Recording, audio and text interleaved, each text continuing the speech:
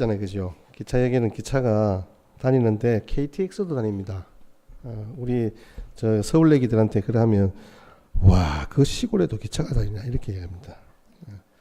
우리 진영은 시골 중에도 깡촌입니다. 그네들이 볼 때는 그렇습니다. 부산이라면 부산촌이라 그렇게 이야기를 합니다. 이 사람들이 생각은 서울 외에는 전부 다 아마 시골인 것 같아요. 근데 우리는 이만큼 해도 충분하잖아요.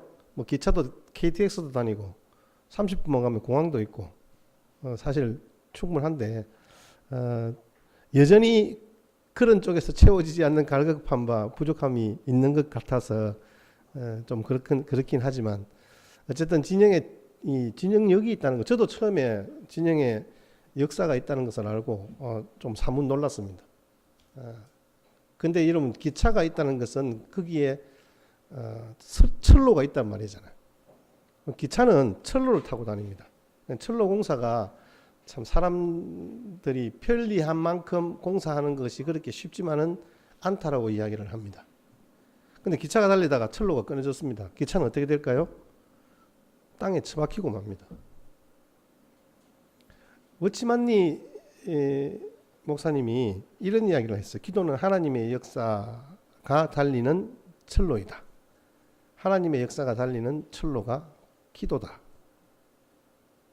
여러분, 하나님이 역사하시고 인도하시고 우리에게 은혜 주시고 또 때로는 기적의 역사를 베푸시는데 그 하나님의 일하심이 지속되어지고 또 우리에게 그 상황들이 계속되어질 수 있는 것은 하나님이 우리의 기도를 사용하신다라는 의미입니다.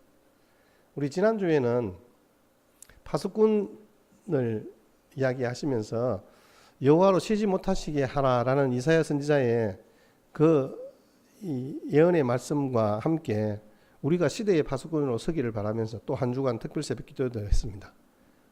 오늘은 기도의 그 두 번째 시간, 기도의 능력을 경험하기를 원하는 모든 성도들에게 하나님은 오늘 말씀해 보니까 우리의 모든 기도에 반드시 응답하시는 하나님으로 우리에게 소개되고 있습니다. 우리 14절 말씀 같이 한번 다시 보겠습니다. 14절 시작. 그를 향하여 우리의 가진 바 담대한 것이 이것이니 그의 뜻대로 무엇을 구하면 들으심이라. 아멘. 우리가 기도할 수 있는 근거가 있는데 그 근거가 뭐냐? 우리가 가진 담대함이다. 담대함은 우리 성경에서 이야기할 때 담대 이렇게 이야기하지만 우리말로 간땡이 부었네 이런 뜻입니다. 강 크네 이 말입니다. 우리가 강 크게 하나님 앞에서 아무 거리낌 없이 마음대로 이야기할 수 있는 이유가 있다. 이렇게 이야기를 합니다. 담대한 것은 이것이니랍니다. 이것이 뭘까요? 하나님 앞에서 우리가 하나님 내 생각이 이렇습니다. 하나님 어떻게 생각하십니까? 나는 이게 필요한데 하나님 저한테 좀 주시면 안 될까요? 이렇게 이야기할 수 있는 근거가 어디 있을까요? 성경에는 그 근거를 우리를 자녀 삼으셨다는 것에 대해서 그 근거를 찾을 수 있습니다. 오늘 말씀에도 보십시오. 다시 한번 보십시오. 그를 향하여 우리의 가진 바라 했잖아요. 우리의 가진 바. 그럼 우리가 누구냐 말이에요. 우리는 그리스도인이잖아요. 예수님 믿고 구원받은 하나님의 자녀입니다. 요한복음 1장 12절 말씀처럼 영접하는 자 곧 그 이름을 믿는 자들에게는 하나님의 자녀가 되는 권세를 주셨으니 하나님의 자녀의 권세로서 하나님 앞에 내가 당당하게 요구할 수 있다, 이야기할 수 있다. 이게 간땡이 부은 그리스도인들이 할 수 있는 특권입니다. 기도는 하나님과의 대화입니다. 불가에서 이야기하는 자기 염원이나 불경을 외움으로 말미암아서 자기 수행을 하는 것이 아닙니다. 우리는 살아계신 인격체이신 하나님과 함께 대화하는 겁니다.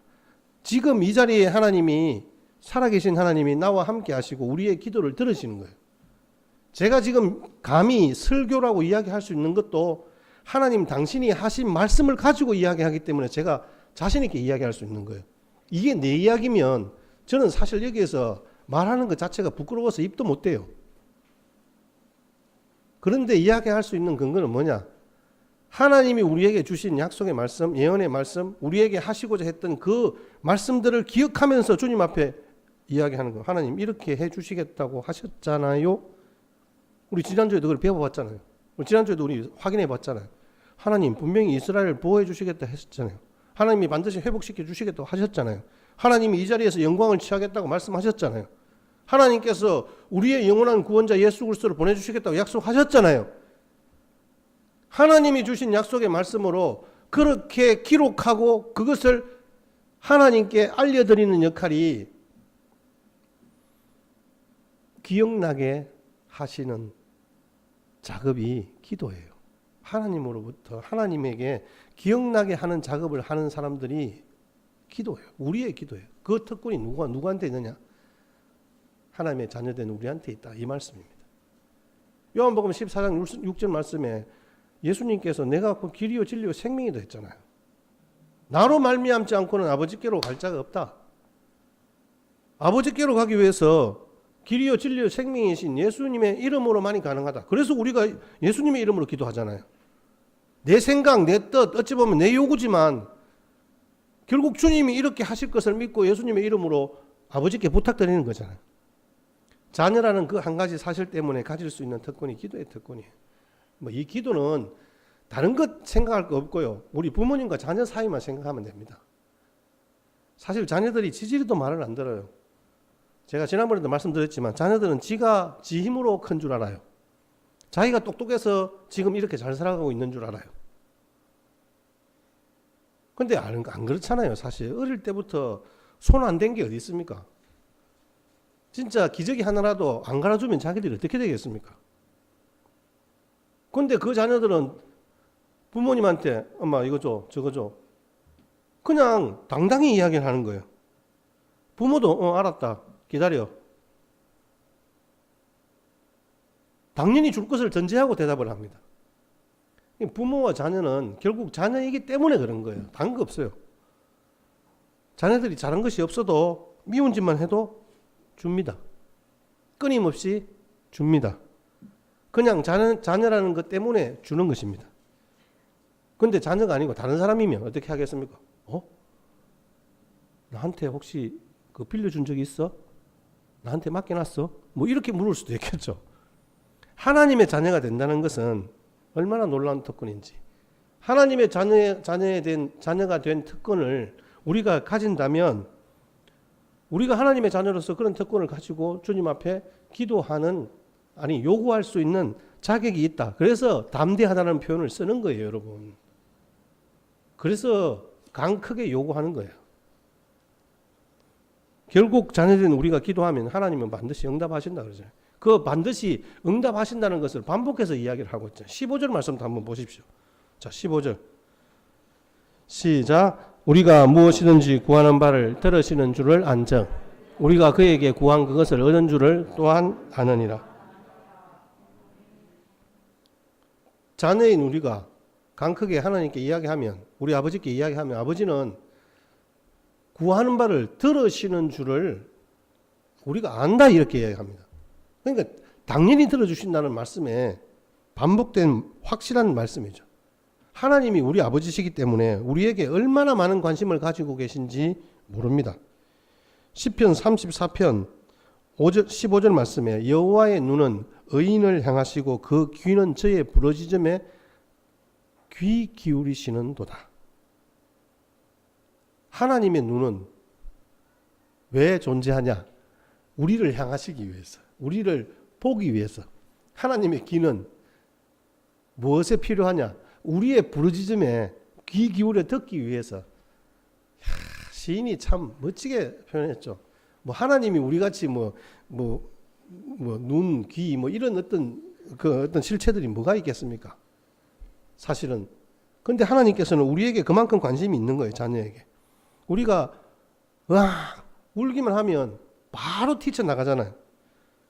신음소리조차 들으시고 아버지라고 부르기만 해도 벌써 무엇 때문에 부르짖는지 알아듣는 거예요. 반드시 응답하. 심지어 신음소리에도 응답하신다라고 말씀하고 있잖아요. 하나님이 우리의 기도를 들으실 수밖에 없는 이유가 바로 우리가 하나님 아버지의 자녀이기 때문에 그렇습니다. 제가 부산 초장동에 있을 때 경험한 일이 있습니다. 그게 뭐냐면 거기도 이제 1부, 2부, 3부 이렇게 드렸거든요. 1부 예배를 드리고 있었어요. 1부 예배를 드리고 있었던 것으로 기억합니다. 아니 2부 예배를 드리고 있었네요. 1부 예배는 1부 예배 시간에 이제 저희들이 주일 학교를 하고 아이들은 이제 집에 가 있고 그렇게 2부 예배를 딱 드리고 목사님 설교 시간이 딱 시작이 되었는데 뒤에서 여전사님이 막 안절부절 한 거예요. 그래서 아니 저분이 무슨 어디 화장실을 못 갔나 오시라 해서 뭐 때문이냐 물었어요. 그런데 딱 첫 마디가 뭔지 아세요? 집에 불이 딱 이러는 거예요. 제가 진짜 별로 사실 제가 안 빠르거든요. 그런데 바로 몸이 반응하는 거예요. 그 예배당에서부터 사택까지가 직선거리로 한 100m쯤 되는 골목길이에요. 내리막길이에요. 진짜 경사가 꽤 이렇게 기울어져서 여러분 가보시면 알지만 그거 막 초장동 막 엉망이에요. 날아서 한 6초 만에 도착했어요. 아 이게 너무 뻥이겠다 그죠? 제 기억에는 그래. 땅에 발이 안 닿는 거예요. 제가 거기서 엎어졌으면 아마 크게 다쳤을 거예요. 제 짧은 다리로 갔는데 진짜 큰일 날 뻔한 거예요. 밖에서 어떤 분이 무슨 앞집하고 무슨 관계가 있어서 거기서 막 가스를 틀어놓고 막 불을 지르고 막 이런 상황이었어요. 근데 그때 자물쇠가 어떤 자물쇠냐 하면 밖에서 잠그면 안에서 못 여는 자물쇠가 있었어요. 지금은 그게 있는지 없는지 모르겠는데 우리가 애들 못 나오도록 밖에서 잠그고 나왔단 말입니다. 그게 불이 났다 이래 하니까 어떻게 되겠어요? 그 순간 곧 뛰어내리는 한 진짜 몇 초간의 생각에 온갖 생각이 다 드는 거죠. 다행히 가스통이 터지진 않았어요. 막 동네에 난리가 났었어요. 그러니까 그렇게 부모가 자녀를 생각하는 것은요, 자녀가 뭐 살려주세요, 뭐 전화 와서 뭐 아니면 연락 와서 그 필요 없는 거예요. 느낌적으로 아는 거예요. 그게 하나님이 우리를 생각하시는 마음이 그런 마음인 거예요. 그리고 하나님께서 우리의 기도를 들어주실 수밖에 없는 이유가 있습니다. 왜 그러냐 하면 아들 예수님을 희생 제물로 주셨기 때문에 그렇습니다. 로마서 8장 32절 말씀 한번 같이 읽겠습니다. 시작. 자기 아들을 아끼지 아니하시고 우리 모든 사람을 위하여 내주시니가 어찌 그 아들과 함께 모든 것을 우리에게 주시지 아니하겠느냐. 하나님이 말입니다. 자기와 동등한 영광을 취하시는 아들 예수님을 사람의 몸으로 성육신하게 하셔서 십자가에 못 박혀 죽게 하시기까지 우리 죄를 뒤집어 쓰고 그렇게 죽으셨는데, 그렇게 그런 대가를 치르고 우리를 살려주셨는데, 아니 우리의 그런 기도를 안 들어주시면 그게 이상하잖아요. 이게 뭔가 앞뒤가 안 맞는 거잖아요. 예수님도 우리에게 말씀하셨잖아요. 사람이 온 천하를 다 얻고도 자기 생명을 잃으면 무슨 소용이 있나라고 주님이 되물으시면서 제자들에게 말씀하신 거예요. 그럼 우리가 아니 예수님 왜 내가 져야 할 십자가를 왜 예수님이 지셨습니까? 라고 묻는다면 예수님은 이렇게 대답하실 거예요. 내가 죽는 게 더 싸게 쳐. 너는 내 생명보다 더 귀하거든. 여러분, 예수님이 우리를 생명보다 더 귀한 존재로 여기셔서 나 위에 죽으신 거란 말이에요. 그만큼 우리의 기도에 응답하시는 것은 확실한 거예요. 마가복음 11장 24절 말씀에도 그러므로 내가 너에게 말하노니 무엇이든지 기도하고 구하는 것을 받은 줄로 믿어라. 그리하면 너희에게 그대로 되리라. 확실한 응답의 약속이잖아요. 확실한 약속을 우리 아버지 하나님이 하신 거예요. 내가 정한 법칙이나 자기 세뇌가 아니에요. 하나님이 무한 보증으로 약속한 것이에요. 우리의 모든 기도에 응답하신다. 하나님이 응답해 주시고 우리는 그것을 누리는 풍성한 은혜의 삶이기를 아버지는 원하신다. 여러분들도 그러한 축복을 누리시기를 주의 이름으로 축원합니다. 이게 여러분 그의 뜻대로입니다. 오늘 14절 말씀 다시 한번 보세요. 우리가 딱 걸리는 말씀이 기도할 때는 이걸 가지고 목사님들의 모든 설교가 다 그렇더라고요. 우리가 기도하는데 하나님이 기도 응답을 받을 비결은 그의 뜻대로 구해야 된다 이렇게 이야기하는 거예요. 여러분 이게 딱 무슨 뜻입니까? 그의 뜻대로 기도한다 이 말은 하나님이 요구하시는 하나님의 수준이 있구나. 하나님이 마음에 들어 하시는 기도가 있구나. 우리는 이렇게 생각하신단 말이에요. 근데 제가 본문을 보니까 저는 본문이 그게 아니에요. 우리가 기도하고 모든 것을 응답하시는 하나님을 바라보면서 주님이 주시는 축복을 누리는 기도의 자리에 나오는 것, 그것이 그의 뜻인 거예요. 우리가 기도하는 사람이 되는 것, 쉽게 말하면 우리가 기도하는 것, 우리가 기도함으로 응답받아서 그 기쁨을 하나님께 영광 돌리는 것, 그게 그의 뜻이에요. 그분의 뜻이란 말이에요. 그러면 우리가 생각하는 저급한 기도, 고급스러운 기도, 사실은 그거 아무 소용없어요. 여러분 우리가 그냥 우리가 하나님 앞에서 우리의 마음에 하나님이 주신 소원대로 아뢰면 됩니다.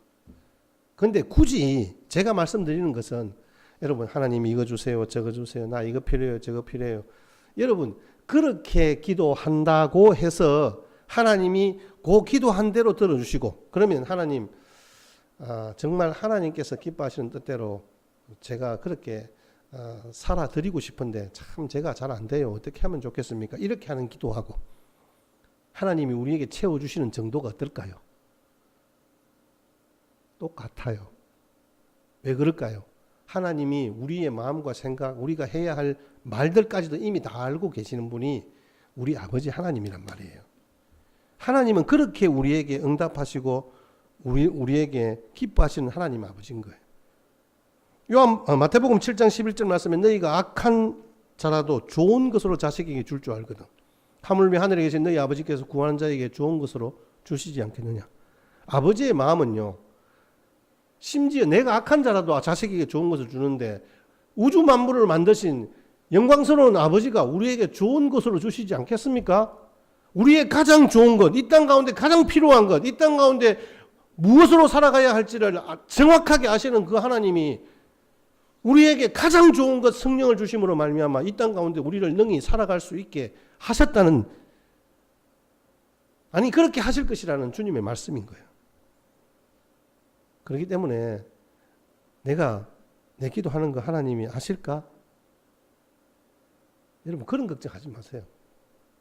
하나님은 다 아십니다.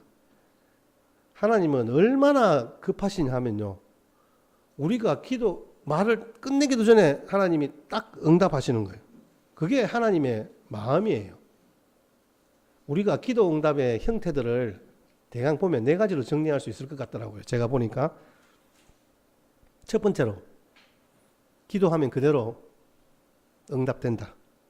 사무엘상 1장 11절 19절 말씀에 보면 한나가 기도합니다. 제가 억울한 일을 당하는 것 같습니다. 하나님 제 마음이 좀 원통합니다. 저는 아이를 못 낳는 고통이 있는데 이 여종을 기억하시고 아들 한 명 주시면 제가 제 아들 삼지 않고 평생 하나님의 종이 되도록 하겠습니다. 서원을 합니다. 그래서 이 한나가 하나님 앞에 나가서 제물을 드리고 기도합니다. 울면서 기도합니다. 술 취한 사람처럼. 근데 하나님이 응답하셨잖아요.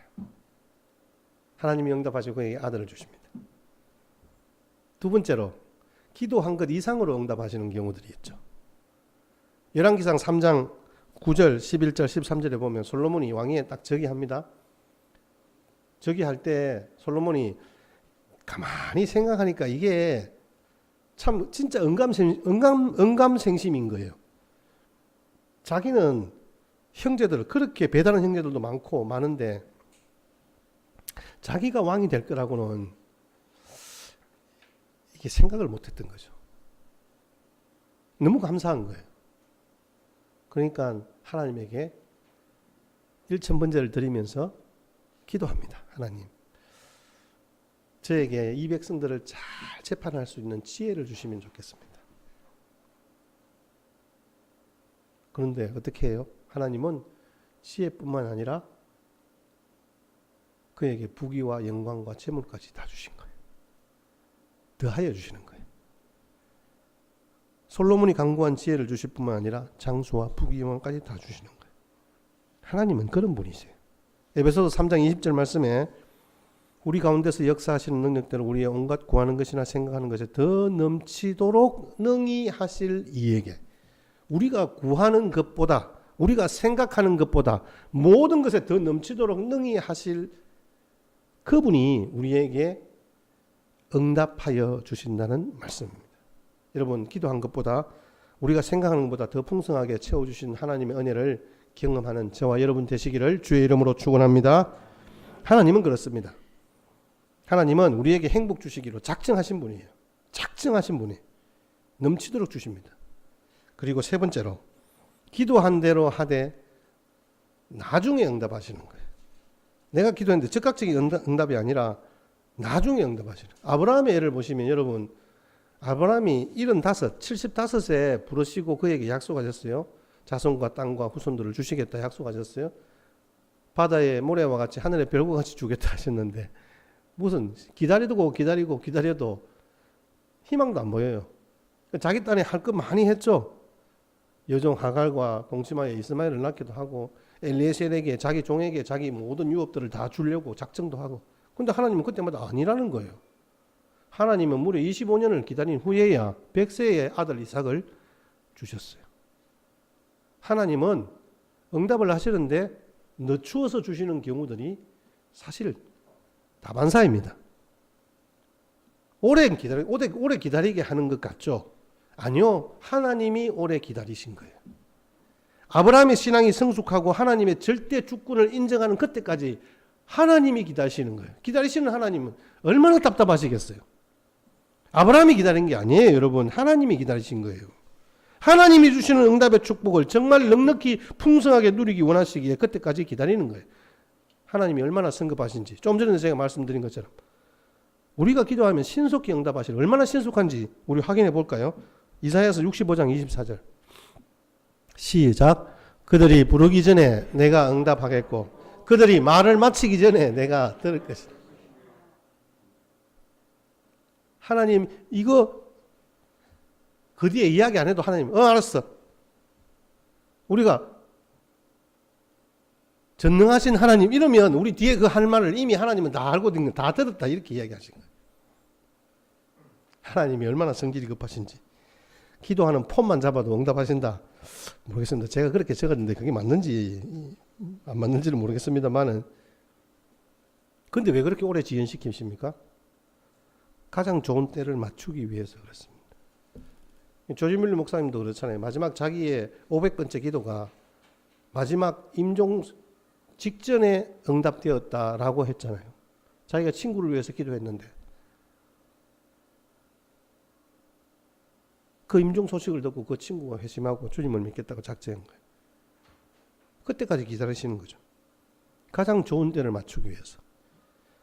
로마서 8장 28절 말씀에 우리가 알거니와 하나님을 사랑하는 자 곧 그 뜻대로 부르심을 입은 자들에게는 모든 것이 합력하여 선을 이룬다고 했잖아요. 우리가 기도한 것이 우리의 욕심일 경우가 있습니다.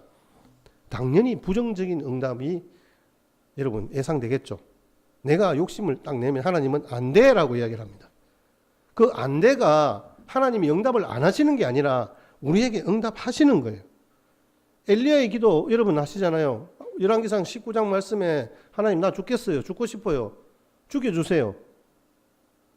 하나님께서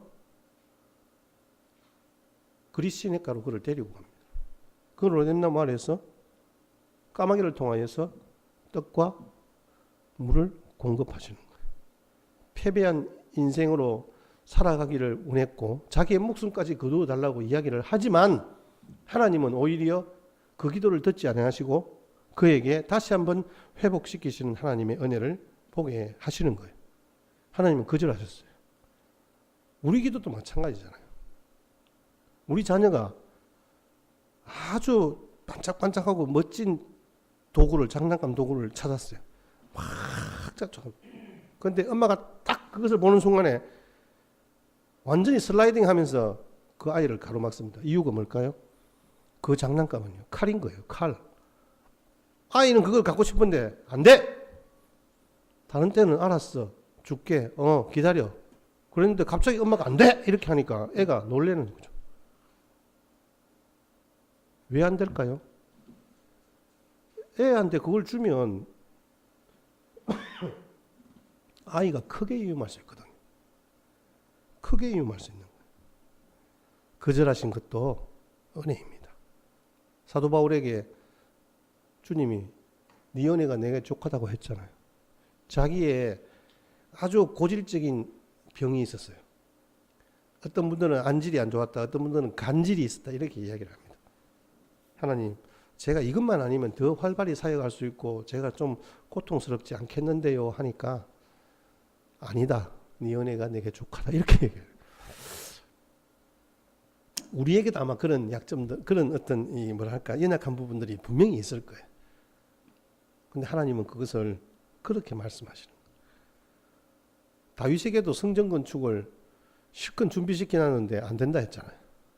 다윗은 정말 하고 싶어서 막 히람 왕에게 막 형제여 내가 돈 줄 테니까 막 나무 구해달라, 뭐 일꾼 구해달라 다 준비시켰는데 안 돼 이러는 거예요. 다윗에게는 안 된다 했어요. 그렇지만 그 아들 솔로몬을 통하여서 그곳에 그때 그 아들이 사실은 연약하고 정권을 잡는 데 있어서 참 유약한데 그 성전 건축을 통해서 그 왕권을 재정립하는 데 도움이 되는, 이게 결국은 하나님께서 다윗을 더 영광스럽게 만들기 위한 하나님의 계획인 거예요. 여러분, 때로 혹시 안 된다고 하실 때 너무 낙심하거나 실망하지 마십시오. 하나님께서 우리에게 가장 적절하고 더 풍성하게 합력하여 선을 이루는 그때에 우리에게 응답하여 주실 줄 믿습니다. 저는 시골에서 자랐어요. 저는 거창이라는 도시에서 자랐는데 제가 어릴 때 곧잘 공부를 조금 했습니다.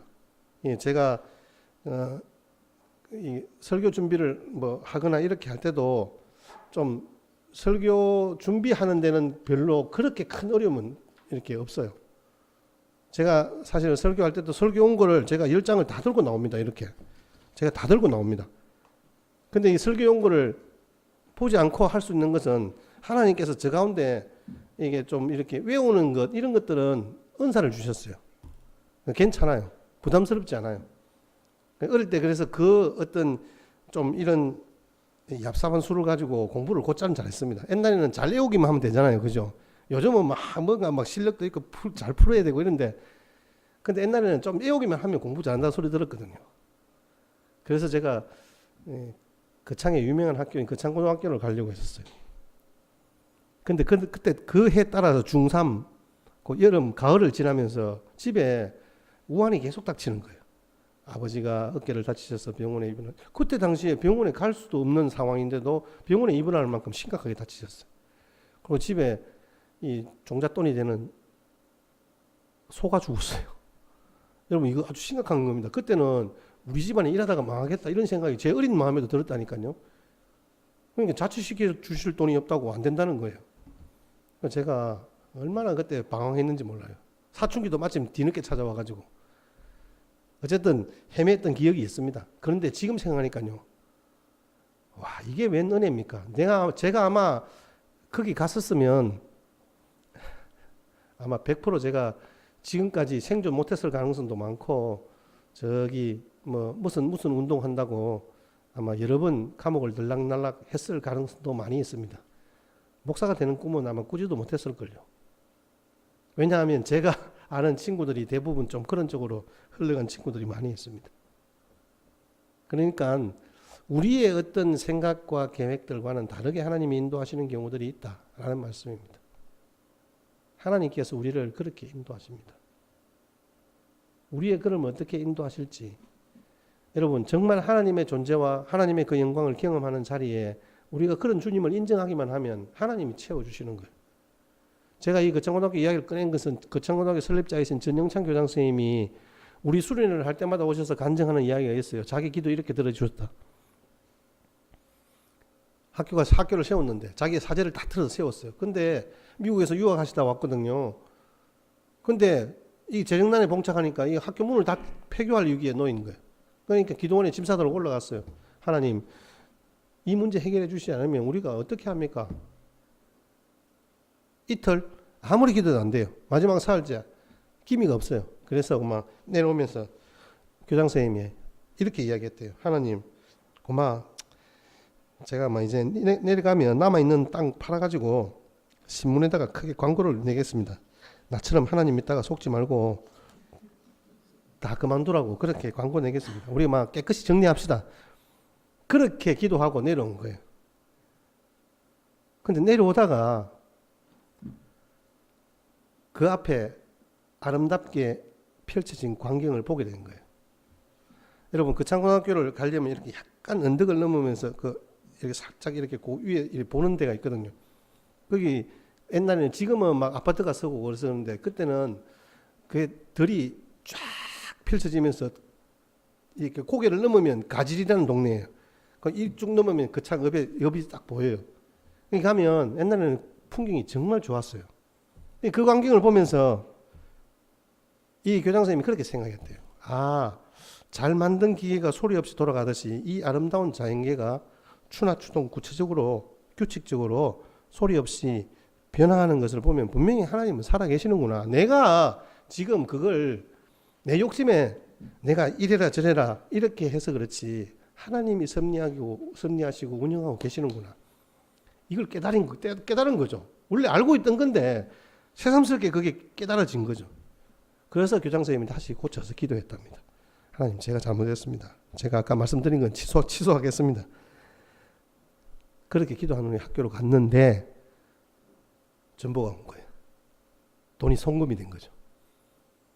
누구한테 송금이 됐냐면요, 자기가 같이 미국에서 공부할 때 동창으로 같이 공부한 로버트 슐러 목사님이 자기 친구가 한국에서 교육사업 하겠다는데 어렵다니까 그 소리 듣고 뒤늦게 성도들과 같이 헌금해서 보낸 거예요.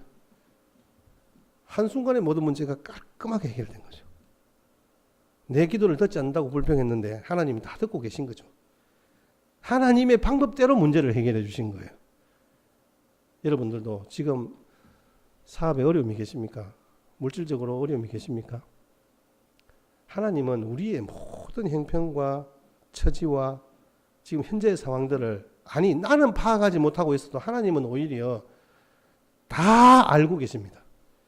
그리고 그 사실들을 그냥 우리 이야기하고 싶어 하시는, 아니 이야기하고 싶어서 그 아버지 앞에 나와서 그렇게 말씀드리는 우리 모습을 보고 싶어서 오늘도 응답하시겠다고 약속의 말씀으로 우리에게 말씀하시는 거예요. 내게 구하라. 그래야면 내가 너희가 구하는 모든 것을 다 주겠다 말씀하시는 하나님의 약속의 말씀 앞에 아멘으로 응답하시는 저와 여러분 되시기를 주의 이름으로 축복합니다. 우리 2019년도에 그 말라위로 파송되어 가신 우리 박상원 선교사님이라고 계세요. 이분이 아까 제가 소개를 잘못했는데 독일로 유학 간 남편이 뭐 박사학위 따고 올 줄 알았더만은 짐 싸들고 그냥 들어오라 해서 가보니까 독일도 아니고 영국도 아니고 프랑스도 아니고 시커먼 아프리카 동네에 데리고 가가지고 죽을 고생시켜가지고 얼마나 싸우고 원망하고 그렇게 했는지 모른다 하면서 이제 간증을 하시는데, 지금은 아프리카 내에서 아주 이렇게 뭐랄까요, 그 주변의 작은 나라들마다 그 국왕들에게 칭송을 받고 지금은 의과대학까지 세웠습니다.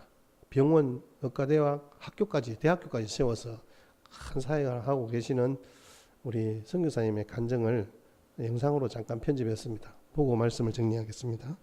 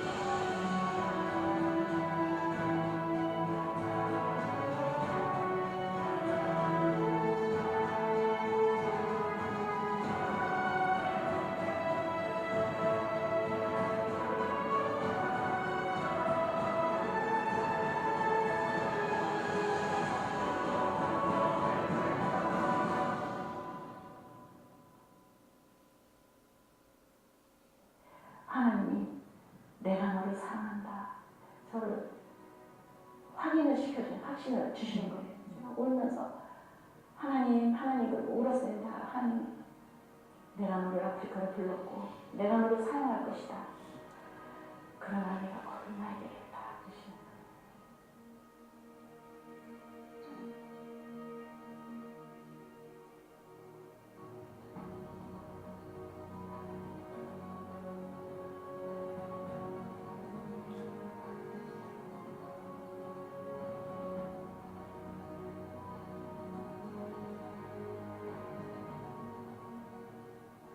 너는 네 아들을 사랑해서 저렇게 밥을 감췄지만 나는 너를 사랑해서 네가 사랑하는 네 아들을 내가 사랑해서 내 아들을 십자가에 달았다. 제가 더 이상 말 못하겠어서 그냥 엄마 울면서 나를 용서해달라고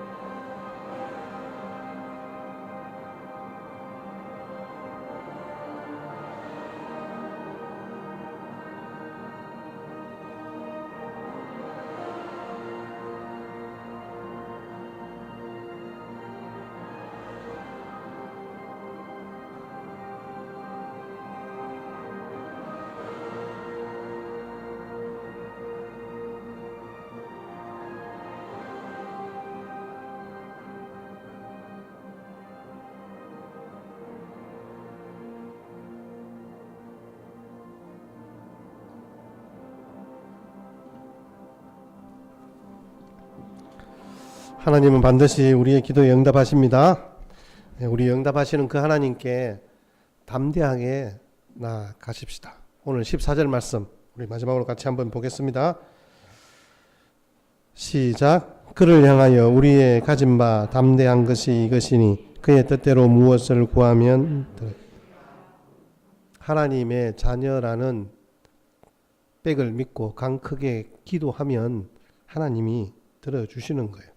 여러분, 이 세상에서 때로는 치이고 때로는 밀리고 모든 순간 그러한 모든 어려움 속에서도 담대할 수 있는 것은 주님이 내 기도를 들으시기 때문이다라는 생명의 말씀사에 김민정 우리 선교사님이 쓴 그의 뜻대로 구하면 들으심이라는 그 챕터에 나와 있는 그 사실 글귀를 보면서 저도 하나님께 기도하지 않는구나. 목사인 저도 하나님께 기도하지 않는데 사실 우리 성도들이 기도의 자리에 선다는 게 그렇게 쉽지만은 않다라는 것들이 제 마음속에 이렇게 확인이 되어지는 거예요.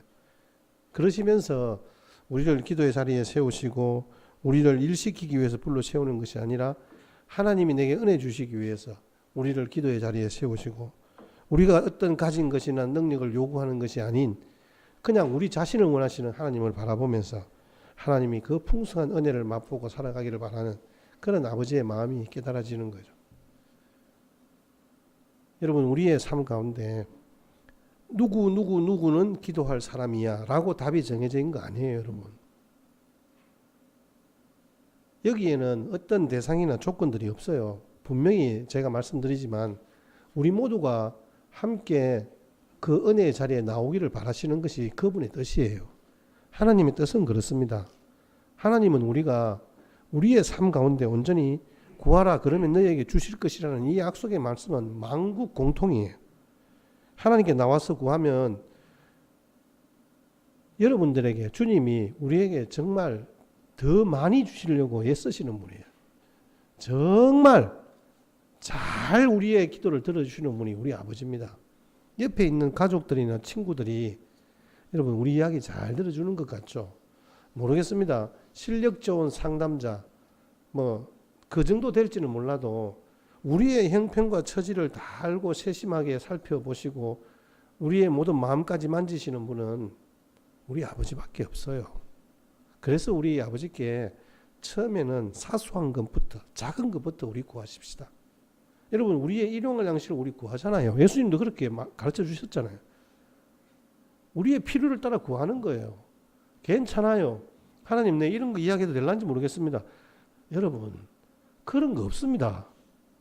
그런 기준이 어디에 있습니까? 우리가 기도의 자리에 설 수만 있다면, 예배의 자리에 설 수만 있다면 그게 하나님이 원하시는 뜻이라니까요. 마태복음 6장 33절 34절 말씀에 무엇을 먹을까 무엇을 입을까 무엇을 마실까 이런 건 너희에게 있어야 할 줄을 알며 너희가 그의 나라와 그의 의를 구하면 이 모든 것을 너희에게 더하시라 이런 말씀이 있잖아요. 그러면 그러면 먹을 거 입을 거 필요한 거 이런 거 구하지 말고 하나님 나라와 의를 구해야 된다. 뭐 우리는 그렇게 이야기해요. 아니에요, 여러분. 개인적으로 사소한 거 구하지 마라 이 이야기가 아니고 이런 것들에 매여서 살지 마라 이 말입니다. 이런 것들을 인생의 목표로 하고 살지 마라 이 말이지. 여러분 이런 것부터 해결이 되어지는 것이 너무나 당연한 거죠. 그래서 우리가 생각하는 저급한 기도 괜찮습니다. 우리의 필요한 것들 여러분 그냥 뺑 믿고 그냥 강 크게 나와서 아버지 이거 주이소. 안 주시면 나 솔직히 못 살겠습니다. 근데 여러분 그건 아니잖아요. 여러분 우리가 생각할 때 하나님 돈 많은 주십시오. 제가 막걸리 사 먹을 돈이 없어서 그렇습니다. 이건 좀 이상하잖아요. 그건 우리가 이미 다 아는 상식이고 그런 부분들에 대해서 특별한 하나님께서 우리에게 주시는 허락된 것들 뭐 그런 것들뿐만 아니라 처음부터는 사소한 것들로 시작해서 가장 좋은 것, 가장 우리가 생각할 때 힘들고 어려운 것들도 많이 있잖아요. 자식 문제 우리 마음대로 됩니까? 한나가 기도한 것도 마찬가지잖아요. 자기의 잉태되지 않는 자기의 육신에 어떻게 할 수 있습니까? 하나님만이 하실 수 있는 건데. 그런데 하나님은 기도했을 때 사무엘만 주신 것이 아니라 그 동생들도 주셨잖아요. 여러분. 야곱이 형 에서와 화해하기를 기도하고 그렇게 약복강가에서 그렇게 주님과 씨름하다가 자기 환도뼈가 깨지는 그런 일을 당했는데도 자기에게 허락된 것은 그 이후에 이 야곱의 생애를 통하여 그 아들들이 각 지파를 이루고 가문을 이루고 예수 그리스도의 구속의 역사가 시작되는 그 시점, 그 계기가 된 거잖아요. 여러분 이 모든 사실들은 우리가 사소한 것부터 가장 중요한 사항들까지 하나님께서는 이미 우리의 생각과 마음들과 우리의 계획들까지 다 알고 계시는 거예요. 그래서 주님 앞에 나와서 우리가 기도하는 거죠. 주님 나 이거 먹여주십시오. 이거 주십시오. 내게 재능도 좀 키워주시고 실력도 좀 키워주시고 내가 가진 꿈도 이룰 수 있도록 도와주십시오. 우리 그렇게 도움을 구하고 청하면요. 하나님은 우리에게 귀 기울이시고 가장 좋은 길로 응답해 주실 줄 믿습니다. 저는 오늘의 말씀을 통해서 우리 한가족교회가 후일에 함께 지난날에 대한 감사와 추억을 이야기할 때 2021년 한 해가 코로나 때문에 참 힘들었었는데 그때 우리 기도하니까 하나님이 이렇게 응답해 주시고 축복해 주셨다라는 간증을 나누면서 함께 그 하나님께 은혜를 돌리는 응답의 2021년이 되었으면 좋겠다라는 마음에서 오늘 제목도 응답하라 2021로 정했습니다. 드라마 제목이 아니라 하나님께서 그렇게 우리에게 복 주시고 응답해 주셨다는 것을 기억하는 한 해가 되었으면 좋겠다는 거예요. 우리가 이 일을 위해서 지난 한 주간 도저히 생각할 수 없는 상황이지만 우리 성도들의 절반 이상이 함께 참여하는 특별 새벽 기도회를 가졌습니다. 저는 이러한 우리의 기도를 통해서 응답하시는 하나님께서 느헤미야를 통해서는 예루살렘 성벽을 재건하시고 그 가운데 영광을 회복해 하신 것처럼 여러분 이 시대 이 나라 임족 우리 교회 가운데 하나님의 영광을 다시 세워가는 새로운 하나님 나라의 수축의 역사가 우리를 부르신 중보의 자리에서 반드시 일어나게 될 줄 믿습니다. 감히 자신할 수 있는 것은 우리의 미래는 우리의 손에 달려 있습니다. 기도하는 자의 손에 달려 있습니다. 우리의 기도를 통해서 하나님은 쉬지 않고 일하실 것이기 때문입니다. 하나님은 여러분들의 기도를 통하여서 하나님의 역사들을 이루어가는 철로 되게 하시고 하나님께서 쉬지 않고 일하심으로 말미암아 하나님께서 영광을 받으시는 그날까지 우리를 계속해서 사용하실 것입니다. 여러분, 우리의 사소한 기도 제목 하나라도 하나님은 놓치지 않고 모두 응답